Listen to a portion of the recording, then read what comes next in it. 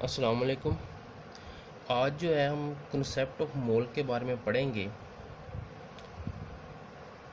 इस कंसेप्ट को समझने से पहले हम एक बात को समझते हैं जो हमने प्रीवियस लेक्चर के अंदर की थी, जो कि एटॉमिक मास यूनिट। कि हम जो एटम जो था एक स्मॉलेस्ट पार्टिकल था, उसके जो हमारे पास जो आ जाते थे यूनिट, उसको हम स्मॉलेस्ट यूनिट यानी कि AMU में ज़ाहिर करते थे।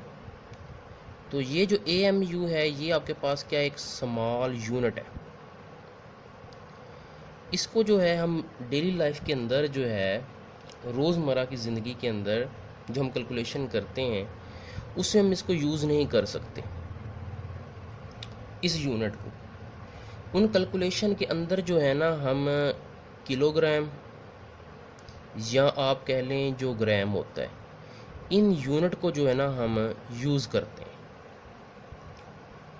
अब एटम के मास को जो हम AMU में ज़ाहिर करते AMU में ही है, लेकिन अब जो है मोल के अंदर, कॉन्सेप्ट ऑफ मोल के अंदर हमने उसको किस में ज़ाहिर करना है, ग्राम के अंदर ज़ाहिर करना है। ये आपके पास कॉन्सेप्ट ऑफ मोल हो जाएगा। यानी कि अब एटम के मास को AMU में ज़ाहिर करने की बजाय अगर आप ग्राम में ज़ाहिर करते हैं, ये आपके पास मोल कहलाता है। तो अब जो है हम इस चीज़ को जो है ना बड़ी डिटेल से समझते हैं, तो ये चीज़ जो आपको क्लियर हो जाएगी। सबसे पहले ना हम इसकी डेफिनेशन देखते हैं। तो स्टूडेंट, अगर आप इसकी डेफिनेशन के अंदर देखें, बड़ी सिंपल सी उन्होंने बात की है कि अगर आपके पास कोई एटम हो, उसके मास को देखें, चार चीज़ें हमारे पास होती हैं। एक एटम होता है, एक मॉलिक्यूल होता है, एक फार्मूला यूनिट होता है और एक आइंस होता है। ये मॉलिक्यूल और फार्मूला यूनिट जो होते हैं, इसके मैं आपको इस टॉपिक के अंदर क्लियर भी कर दूंगा कि इनमें क्या डिफरेंस होता है। होते हैं देखने में एक ही नज़र आते हैं। तो एटम्स के मास को, मॉलिक्यूल के मास को, फार्मूला यूनिट के मास को और आइंस के मास को, ये चार चीज़ें हैं। मैं यहाँ पे लिख भी देता हूँ। पहला एटम हो गया, दूसरा आपके पास मॉलिक्यूल हो गया, तीसरा फार्मूला यूनिट हो गया और चौथा आपके पास क्या होगा, आइंस हो गया। अब हमने इनके मास को AMU के अंदर ज़ाहिर नहीं करना, बल्कि किसके अंदर ज़ाहिर कर दें, अगर इनके मास को ग्राम के अंदर ज़ाहिर कर दें तो ये हमारे पास क्या हो जाता है, मोल हो जाता है। उस सब्सटेंस का जो है वो हम क्या कहते हैं, इसको मोल कहते हैं। अब ना स्टूडेंट, आपने जो मोल है, इसका हमने लास्ट लेक्चर में ना एम्पिरिकल फार्मूला को जब हम फाइंड आउट करते थे, तो मोल का जो था हमने फार्मूला पढ़ा था नंबर ऑफ मोल के बारे में। तो उसके अंदर ना हमने मोल का फार्मूला पढ़ा था, वो ये था कि given mass divided by molar मास। जो आपके पास मास गिवन होता है उसको आप डिवाइड कर दें किसके अंदर, उसी के मोलर मास के ऊपर। तो यूँ आपके पास ये नंबर ऑफ मोल का क्या हो जाता था, ये फार्मूला हो जाता था। लेकिन यहाँ पे एक चीज़ जो है हमने देखनी है कि ये जो आपके पास गिवन मास जो भी होगा उसको आपने किसके अंदर लेना है, AMU के अंदर नहीं लेना, बल्कि किसके अंदर लेना है, ग्राम के अंदर लेना है। तो मैस ग्राम के अंदर हो, मोलर मैस हो, तो आपके पास क्या जाता है, नंबर ऑफ मोल आ जाते हैं। इस फार्मूले को हमने लास्ट जो लेक्चर्स पढ़े हैं, जिसके अंदर हमने एम्पिरिकल फार्मूला, मॉलिक्यूलर फार्मूला के बारे में पढ़ा था, उसके अंदर हमने इसको बड़ी डिटेल से देखा था। अब जो है ना हम इस मोल को समझने के लिए यहाँ पे कुछ जो है ना एग्जाम्पल, उसको समझ लेते हैं कि आपने एटम के मास को किस तरह ग्राम में ज़ाहिर करना है और किस तरह से जो है ना वो आपके पास क्या हो जाएगा, मोल हो जाएगा।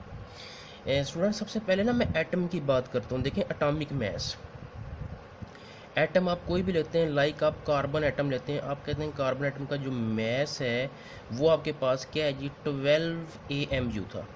प्रीवियस हमने इसका जो यूनिट पढ़ा है। लेकिन अगर आप कार्बन के मास को 12 AMU की बजाय उसको ग्राम के अंदर लिख दें कि 12 ग्राम है, तो वो आपके पास जो कार्बन होगी वो क्या हो जाएगी, 1 मोल हो जाएगी। तो आप यहाँ पे लिख भी सकते हैं कि 1 mole of carbon equal to 12 gram. इसका मतलब ये है कि अगर, अब मैं इसको यूँ भी लिख सकता हूँ, इसका मतलब ये है कि अगर आपके पास 12 ग्राम अगर आपके पास कार्बन होती है, 12 ग्राम क्या होती है, कार्बन अगर आप लेते हैं 12 ग्राम, यानी कार्बन का वेट अगर आप 12 ग्राम ले लेते हैं तो वो आपके पास क्या हो जाएगा, 1 मोल हो जाएगा। तो आपने उसके मैस को अगर आप ग्राम में ले लें तो आपके पास क्या हो जाता है, 1 मोल हो जाता है। अब देखें स्टूडेंट, हमने इनके मैस को ग्राम के अंदर ले लिया। अब ये हम इजीली जो है ना अपनी कैलकुलेशन के अंदर, न्यूमेरिकल्स के अंदर जो है हम इनको है यूज़ कर सकते हैं। ये तो हमने बात की एटम की, कार्बन एटम की। अब हम बात कर लेते हैं मॉलिक्यूल की। स्टूडेंट अगर आप देखें 1 मोल ऑफ, मैं यहाँ पे लिखूँ भी 1 मोल ऑफ H2O, तो स्टूडेंट जो H2O है ये आपके पास क्या है, एक मॉलिक्यूल्स है। आप इसमें देख रहे हैं कम्बिनेशन ऑफ एटम्स है।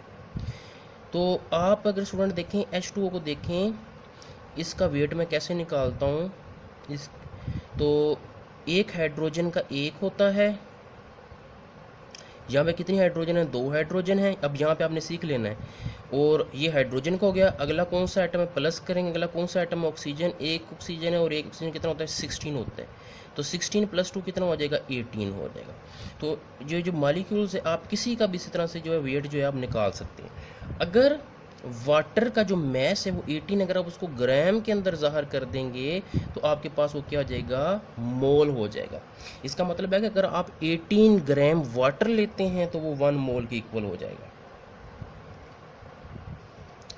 तो इस तरह से हमने मॉलिक्यूलर का मैस भी किस में ले लिया, ग्राम के अंदर। अब फार्मूला का मैस लेते हैं। देखें यहाँ पे अब मैं आपको ये चीज़ क्लियर भी कर देता हूँ कि मॉलिक्यूल्स और फार्मूला में क्या फ़र्क है।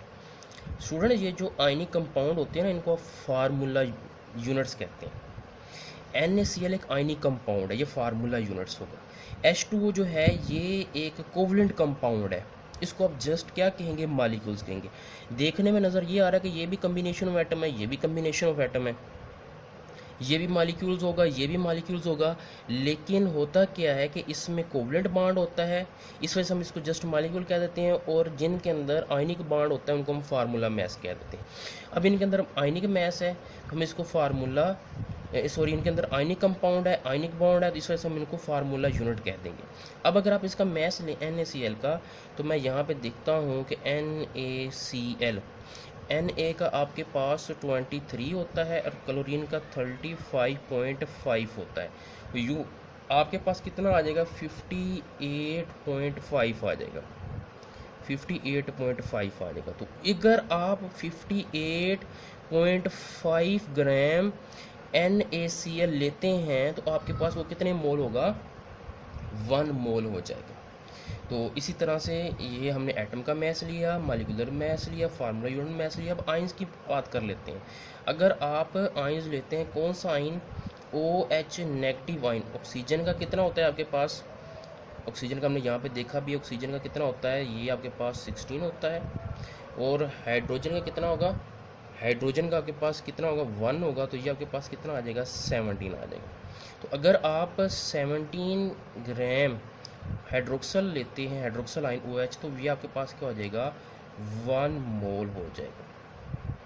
तो हमने क्या, अब यहाँ से मैं फिर रिपीट कर रहा हूँ, एटम का मैस ग्राम में ज़ाहिर किया, मॉलिक्यूल का मैस ग्राम में ज़ाहिर किया, फार्मूला यूनिट का मैस ग्राम में ज़ाहिर किया, और आयन का मैस ग्राम। यानी कि अगर आप इतने इतने ग्राम ले लें इनके, यानी कार्बन के अगर आप 12 ग्राम लेते हैं, 12 ग्राम कार्बन लेते हैं तो आपके पास 1 मोल होगा। ये जो वाटर जो मॉलिक्यूल अगर आप 18 ग्राम लेते हैं तो ये आपके पास 1 मोल होगा। NaCl 58.5 ग्राम लेते हैं तो ये आपके पास 1 मोल होगा। यानी इनको अब AMU के अंदर नहीं, अगर आप इनको ग्राम के अंदर ज़ाहिर कर दें, इतने ग्राम ले लें। और ये किस तरह से निकाले गए हैं, हमने जो है यहाँ पे इनको देखा भी है। तो इस तरह से ये हमने जो कार्बन जो लिया है, ये हमने एटम्स की बात की है, और ये जो वाटर है ये हमने किसकी बात की है, ये मॉलिक्यूल्स की बात की है। ये NaCl हमने फार्मूला यूनिट की बात की है, मैंने बताया भी हूँ कि इसमें आयनिक कंपाउंड होते हैं। और इसी तरह हमने यहाँ पे आइंस की बात की है। तो ये 4 चीज़ें आपके पास, एटम, मॉलिक्यूल, फार्मूला यूनिट और आयन। अब जो है ना हम इनके हमने एग्जांपल यहाँ पे देख भी लें। अब हम इसको मज़ीद समझने की कोशिश करते हैं कि इनको 1 बाय 1 करके जो है ये हम स्टडी करते हैं। सबसे पहले ग्राम एटम्स की जो है हम बात करेंगे। जैसे कि स्टूडेंट यहाँ पे जो है ना ये आप देख भी रहे हैं कि नाम से ही ग्राम एटम का जो है ग्राम एटम का लफ्ज़ यूज़ किया, यानी कि एटम के मैस को ग्राम में ज़ाहिर कर देना। अगर हम इसकी यहाँ पे डेफिनेशन लिखें तो दी एटॉमिक मैस, या आप उसको एलिमेंट भी कह सकते हैं, किसी भी एलिमेंट के मैस को आप किस में ज़ाहिर कर रहे हैं, ग्राम के अंदर ज़ाहिर कर रहे हैं। तो मैं यहाँ पे लिख, इसको आप क्या कहेंगे, ग्राम एटम कहेंगे, इज़ कॉल्ड ग्राम एटम। तो ये आपके पास ग्राम एटम आ जाएगा। तो स्टूडेंट आपने किसी भी जो लेना है, आपने एटम्स को लेना है, मॉलिक्यूल्स को लेना है, उसको आपने ग्राम के अंदर अगर आप ज़ाहिर कर दें तो आपके पास क्या हो जाएगा, उसको उसी लफ्ज़ से ज़ाहिर कर दें। जैसे ग्राम एटम है, अगर आप उसका मैस जो है ग्राम के अंदर लेते हैं तो वो आपके पास क्या आ जाएगा, ग्राम एटम उसको कह देंगे। तो इसी तरह से अगर आप जिस तरह से एटम के मैस को ग्राम में ज़ाहिर करें वो ग्राम एटम कहलाता है। अगर इसी तरह मालिक्यूलर के मैस को अगर आप ग्राम में ज़ाहिर करें तो ग्राम मालिक्यूल कहलाएगा। और अगर आप फार्मूला यूनिट के मैस को ग्राम में ज़ाहिर करें, ग्राम फार्मूला कहलाएगा। अगर आप आयन के मैस को ग्राम में ज़ाहिर करें तो वो क्या कहलाएगा, ग्राम आयन कहलाएगा। तो इसी तरह नेम से जो है आपने इसको जो है वो डिफ़ाइन कर लेना।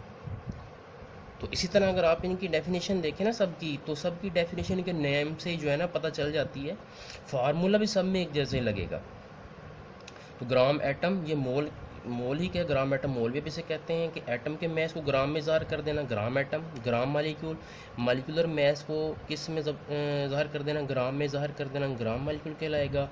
ग्राम फार्मूला, तो आप किसी भी फार्मूला, ये यहाँ पे देखें इसने आयनिक कंपाउंड लिखा हुआ है, तो आयनिक कंपाउंड का कोई भी मैस को अगर आप ग्राम में ज़ाहिर कर दें वो आपके पास क्या कहलाता है, ग्राम फार्मूला कहलाता है। और यहाँ पे किसी भी आयंस के मैस को, आयनी स्पीशीज़ के मैस को आप ग्राम में ज़ाहिर कर दें तो ग्राम आयंस कहलाता है। तो स्टूडेंट इस तरह से जो है ना ये इनकी डेफिनेशन जो है ये आपने इनके जो है वो नेम से जो है ना ये कर लेनी है, कि नेम से आपने इसको डेफिनेशन को देख लेना है। तो अब जो स्टूडेंट अगर आप यहाँ से फार्मूला देखें ना नंबर ऑफ मोल का, नंबर ऑफ मोल आपके पास एटम, मॉलिक्यूलर फार्मूला यूनिट और आयनिक मैस के होते हैं। तो इसी फार्मूले से हम इन चारों के फार्मूला भी जो हैं वो लिख लेते हैं। देखें यहाँ पे मैं लिखता हूँ नंबर ऑफ मोल किसका, एटम का। तो यहाँ पे देखें मैं लिखता हूँ तमाम के अंदर ही नंबर ऑफ मोल, ये मैं लिखता हूँ। अब ये देखें ये किसके इक्वल होते हैं,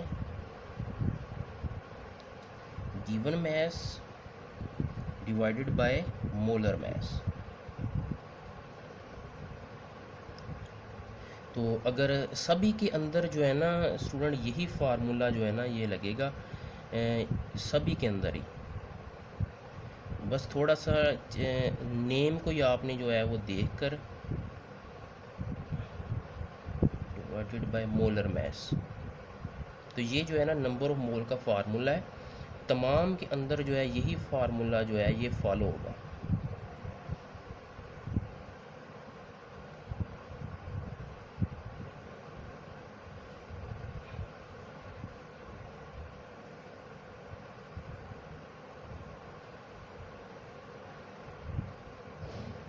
तो नंबर ऑफ मोल का फार्मूला जैसे कि स्टूडेंट आप देख रहे हैं, गिवन मैस डिवाइडेड बाय क्या है, मोलर मैस है।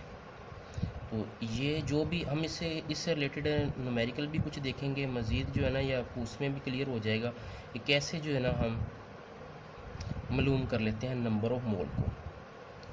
अब स्टूडेंट ये आपने फार्मूला देखा, तमाम के अंदर यही फार्मूला जो है ना ये अप्लाई हो रहा है। लेकिन यहाँ पे देखें अगर लफ्ज़ एटम आ जाए, लफ्ज़ कौन सा आ जाए, अगर आपके पास एटम का लफ्ज़ आ जाए, नंबर ऑफ मोल, आप इसको क्या कह देंगे, एटम्स। एटम्स के नंबर ऑफ मोल क्या होंगे, given mass of atom, molar mass of atom.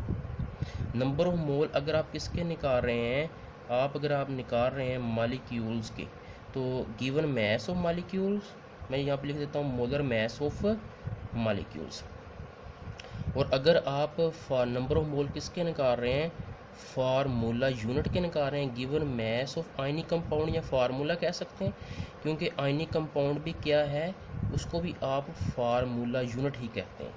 अगर नंबर ऑफ मोल अगर आप किसके निकाल रहे हैं, आयंस के निकाल रहे हैं, तो given mass of ionic species, और divided by molar mass of ionic species, तो ये आ जाएगा। यानी कि उसी के लफ्ज़ के साथ ही आप लेंगे। ये जो नंबर ऑफ मोल एटम है इसको आप क्या कह सकते हैं, ग्राम एटम भी आप इसको कह सकते हैं। मैं जो यहाँ पे मेंशन भी कर देता हूँ, ये नंबर ऑफ मोल एटम्स को आप यहाँ पे ग्राम एटम भी आप इसको कह सकते हैं, और नंबर ऑफ मोल मालिक्यूल्स को आप ग्राम मालिक्यूल्स भी आप कह सकते हैं, और नंबर ऑफ मोल फार्मूला को आप ग्राम फार्मूला भी आप इसको कह सकते हैं, और नंबर ऑफ मोल आइंस को आप ग्राम आइंस भी आप इसको कह सकते हैं। तो मैं यहाँ पे उम्मीद करता हूँ कि आपको ये चीज़ जो है वो क्लियर होगी। यहाँ पे गुंजाइश तो कोई नहीं बाकी रही। अब यहाँ पे है, हम इनकी एग्जांपल को देख लेते हैं। तो यहाँ पे ना ग्राम एटम की एग्जांपल हमने ऊपर भी की थी 12 ग्राम। हम यहाँ पे अब किसकी एग्जांपल कर लेते हैं, मैं यहाँ पे आपको एक एक एग्जांपल करवाऊँगा। आपके पास अब देखते हैं कि बहुत से आइटम हैं, तो इस तरह से आप सबकी जो है एग्जांपल देख सकते हैं। मैग्नीशियम का जो एटॉमिक मास होता है वो 24 होता है, और अगर जैसे हमने कहा था ना कि 1 मोल ऑफ कार्बन ये किसके इक्वल होता है, 12 ग्राम के इक्वल होता है। यानी कि अगर आप 12 ग्राम लें तो आपके पास क्या होता है, 1 मोल कार्बन का हो जाता है। इसी तरह अगर आप 24 ग्राम मैग्नीशियम लें तो वो आपके पास क्या हो जाता है, 1 मोल हो जाता है। तो 1 मोल ऑफ मैग्नीशियम किसके इक्वल होता है, 24 के। आप अब ऊपर देखें, मैं कार्बन की दोबारा एग्जांपल लेता हूँ। अगर आप कार्बन 12 ग्राम लेते हैं तो वो आपके पास क्या हो जाएगा, 1 मोल हो जाएगा। तो स्टूडेंट आप इसमें देख भी रहे हैं कि मैग्नीशियम यहाँ पे 24 आ रहे हैं। अगर आप 24 ग्राम लें तो मैग्नीशियम में 1 मोल हो जाएगा। अगर आप 20 ग्राम कार्बन लें तो आपके पास क्या हो जाएगा, 1 मोल जो है वो कार्बन हो जाएगा। तो यहाँ से जो है ना, ये आप देख भी रहे हैं कि मैग्नीशियम का मैस जो है वो कार्बन के मैस के जो है ना 2 गुना ज़्यादा है। ये मैग्नीशियम का 24 है और कार्बन का कितना है, 12 है। तो आप ये लिख भी सकते हैं कि magnesium atom is twice heavier than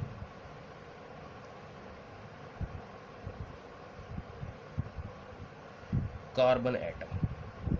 तो मैग्नीशियम एटम्स जो है वो कार्बन एटम से 2 गुना वज़नी है। इसकी रीज़न क्या है, इसकी रीज़न यही है कि मैग्नीशियम का मैस जो है वो 24 ग्राम और कार्बन का मैस कितना है आपके पास, 12 ग्राम।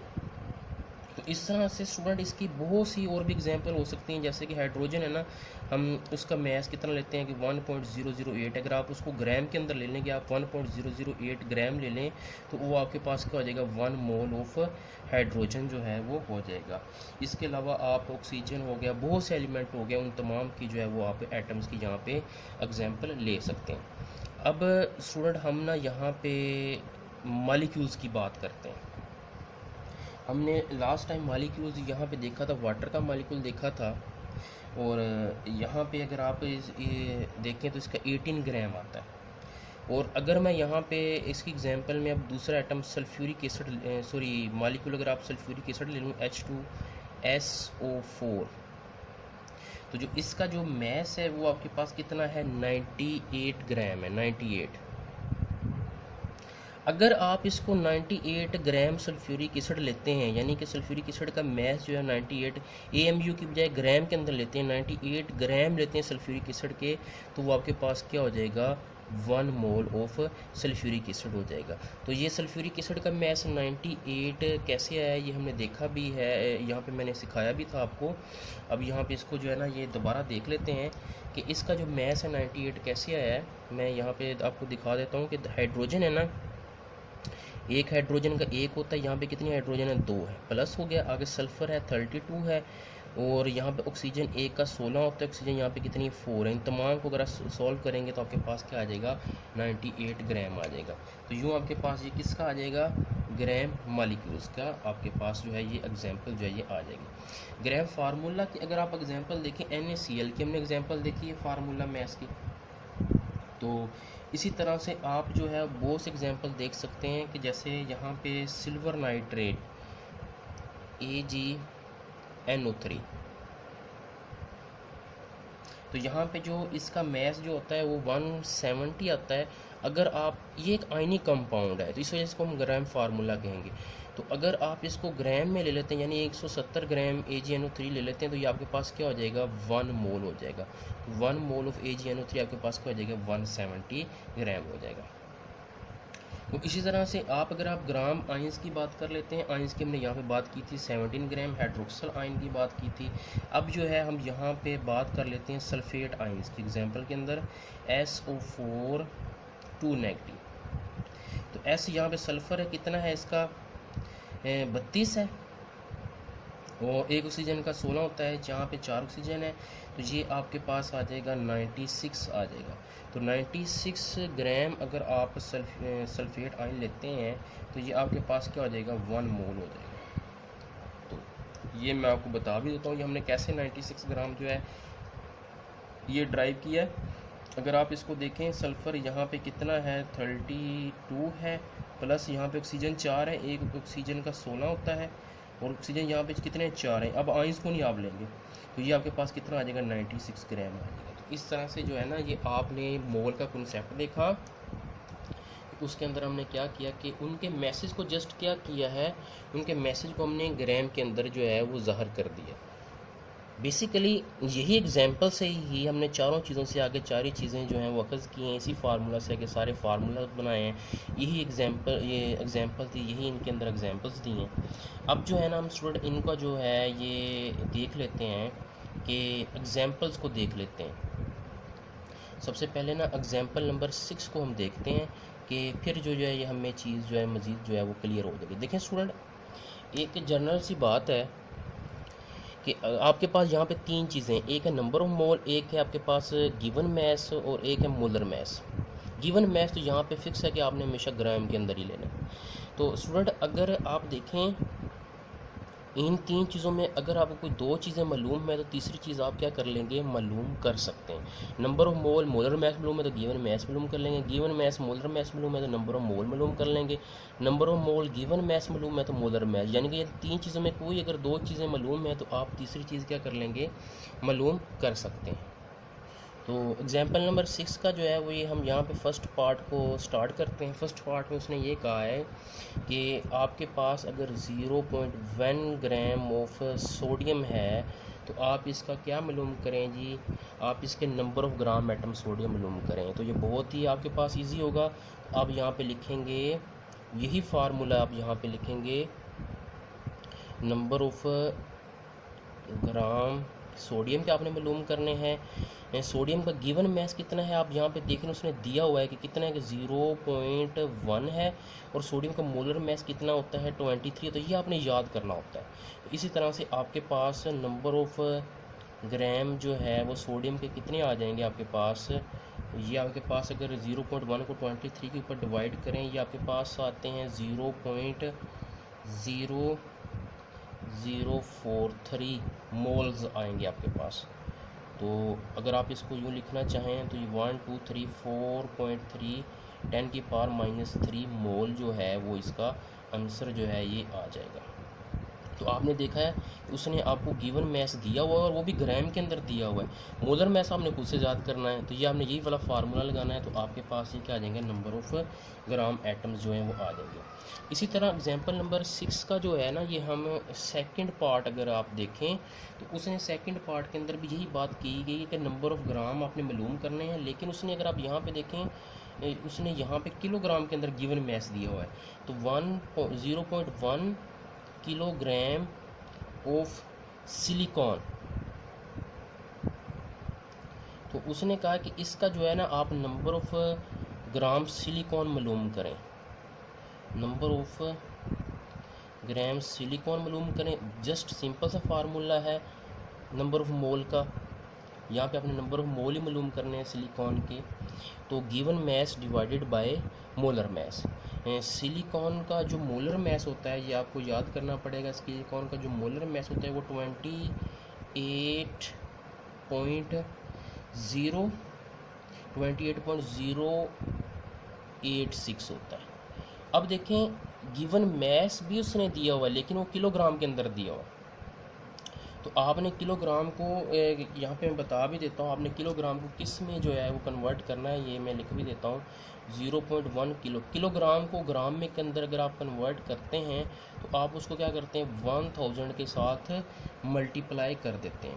तो इस तरह से अगर आप 1000 के साथ मल्टीप्लाई करेंगे तो ये आपके पास क्या आएगा 100 ग्राम आपके पास आएगा। क्योंकि ये बात हमने पढ़ी है कि जो भी आपने गिवन मैस लेना है वो किसके अंदर लेना है, ग्राम के अंदर लेना है।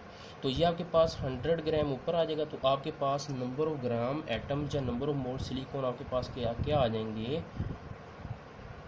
वो आपके पास आ जाएंगे। 100 को 18.086 पर डिवाइड करें तो 3 आपके पास 56 मोल ये आ जाएंगे। तो ये आपके पास जो है ये नंबर ऑफ मोल आ जाएंगे। तो इसी तरह से ये आपने एग्जांपल नंबर 6 को देखा। एग्जांपल नंबर 7 भी जो है सेम एज इट इज़ ऐसे ही है। तो उम्मीद करता हूँ स्टूडेंट आपको जो है वो मोल और इससे रिलेटेड जितने भी ये जो एग्जांपल हमने किए हैं 6 के 2 पार्ट ये आपको समझ आ गए होंगे। तो